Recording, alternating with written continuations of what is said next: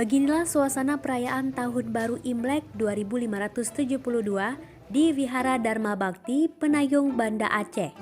Terlihat mulai dikunjungi para jemaah yang hendak sembahyang dengan tetap menjaga protokol kesehatan. Sejumlah aparat kepolisian tampak berjaga-jaga di halaman vihara. Meski dikawal ketat, pelaksanaan ibadah berjalan dengan khidmat. Ya, kalau selama pandemi ini terus terang umat yang beribadah jauh berkurang dari tahun-tahun sebelumnya. Ya. Kalau untuk acara untuk tahun ini semuanya ditiadakan, barongsai juga tidak ada. Ya. Karena mengingat pandemi ya, kita menghindari adanya kerumunan. Jadi kita tahun ini semua acara ditiadakan. Gong bergema.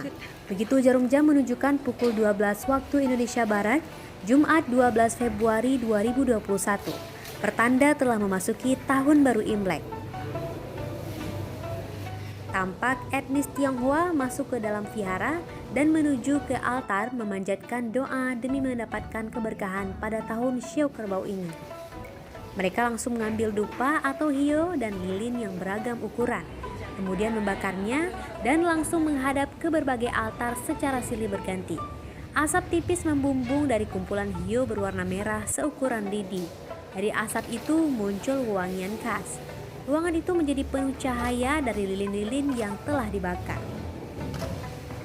Di luar vihara, terlihat sejumlah warga di sekitar menyaksikan perayaan Tahun Baru Cina itu. Saya merasa Imlek di tahun ini yang berkunjung ke vihara untuk sembahyang ini lebih sepi, ya. Karena mungkin lagi pandemi ya. Jadi saya berharap semoga pandemi ini cepat berakhir supaya kita bisa beraktivitas seperti sedia kala. Dari Waspada Aceh, Cut Naufal Davistri melaporkan.